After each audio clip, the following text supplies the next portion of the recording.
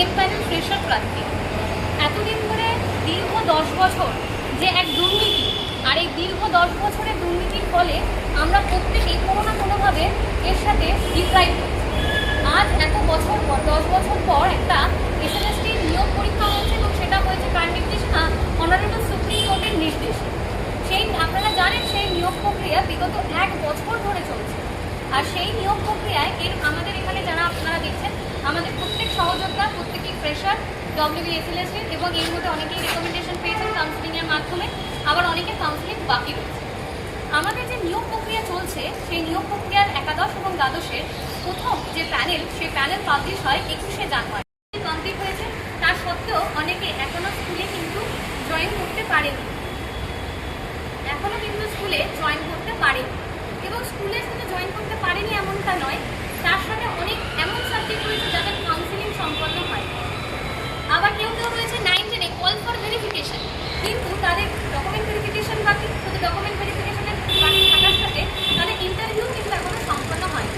তাই আমরা সরকারের কাছে দাবি জানাতে এসেছি যেন অনতি অবিলম্বে এই যে কাউন্সিলিংগুলো আমাদের বাকি রয়েছে সেই কাউন্সিলিংগুলো যাতে দ্রুত সম্পন্ন করে ক্লিয়ার মেডিকেল সম্পন্ন করে প্রত্যেকে স্কুলে ফেরার সুযোগ করে দেওয়া হয়। আমাদের এই নিয়োগ প্রক্রিয়ায় প্রচুর প্রার্থী অংশগ্রহণ করেছিলেন, যার মধ্যে একটি অংশ ছিল 2016 সালের চাকরিহারা শিক্ষক শিক্ষিকা। তাদের সাথে আমরাও পরীক্ষা অংশগ্রহণ করি, কিন্তু মার্কেটে একটা ন্যারেটিভ এতদিন ধরে ছড়ানো হচ্ছে যে অল ফ্রেশার্স আর ডিপ্রাইভ, কিন্তু এই কথাটি কিন্তু সম্পূর্ণভাবে সত্য নয়, এটি একটি অর্ধ সত্য কথা।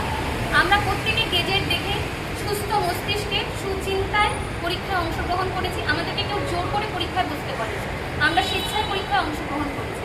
তাই আমরা যেখানে পরীক্ষা অংশগ্রহণ করেছি, আমরা এমপ্যানেল হয়েছি যে সমস্ত ফ্রেশাররা, আমাদের তো কোনো অপরাধ নেই। তাহলে শুধুমাত্র কিছু মানুষ যারা দুর্ভাগ্যবশত অকৃতকার্য হয়েছে তাদের জন্য আমরা কেন সারা জীবন শুনে যাবো যে অল ফ্রেশার আর ডিপ্রাইভ? এই যে অর্ধ সত্য, এই ন্যারেটিভটিকে খণ্ডন করাও কিন্তু আমাদের একটি উদ্দেশ্য।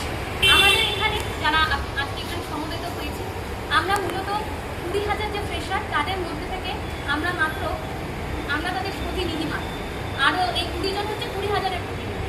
আর এই যে আমাদের প্রতিনিধি আমরা যারা এসেছি, আমরা শুধু সরকারের কাছে বার্তা পৌঁছে দিতে চাই এই নিয়োগকে সম্পন্ন করে আমাদের স্কুলগুলোকে বাঁচানো হোক, বাংলার শিক্ষা ব্যবস্থাকে বাঁচানো হোক। একটা শিশুর কাছ থেকে যেন তার শিক্ষার অধিকারকে কোনোভাবে কেউ ফিরে না নেয়। স্কুলগুলোর অবস্থা পুরো কঙ্কালসার করে দিয়েছে আগের যে রাজ্য সরকার। আমাদের এই স্কুলগুলোকে বাঁচাতে হবে। স্কুলের বাচ্চাগুলোর অবস্থা ভীষণ পরিমাণে খারাপ, আসছে যাচ্ছে, মিড ডে মিল খাচ্ছে, বাড়ি চলে যাচ্ছে, পড়াশোনার কোনো ইনফ্রাস্ট্রাকচার নেই, সিলেবাসে একদম দফা করে দিয়েছে আগের সরকার। আমরা ভীষণভাবে এর তীব্র বিরোধিতা করছি এবং বর্তমান সরকারের কাছে আমরা বড় জোরে মিনতি করছি, আমরা আর্জি জানাচ্ছি যেন এসএলএসটি 2025-এর নিয়োগ 31 আগস্টের মধ্যে সম্পূর্ণ করা হয়। অলরেডি কিন্তু আমাদের প্যানেলের মেয়াদ কিন্তু চালু হয়েছে, অনেকের রেকমেন্ডেশন লেটারের 90 দিনের ভ্যালিডিটি শেষ হয়ে যেতে চলেছে। এরপরে হয়তো আরও অন্যান্য আইনি জটিলতা এর ফলে আসতে পারে। ওয়েটিংয়েও আমাদের প্রচুর ফ্রেশার ক্যান্ডিডেট রয়েছে, যোগ্য ক্যান্ডিডেট রয়েছে। হয়তো সেই ফ্রেশার ক্যান্ডিডেটগুলোকে ওয়েটিংয়ের মাধ্যমে সিট পূরণ করার জন্য দেখা হবে তাদেরকে। যদি ফার্স্ট কাউন্সিলিংয়ে যদি সময় মতো শেষ না হয়, তাহলে ওই যে সেকেন্ড কাউন্সিলিং বা থার্ড কাউন্সিলিংয়ে যে ওয়েটিং ফ্রেশারটি চাকরি পাবে, পরবর্তীতে তাকে আবার সেই 2016-র এক্সপায়ারি প্যানেলের নামও একটা কালো দাগ তার গায়ে ছিটিয়ে দেওয়া হবে।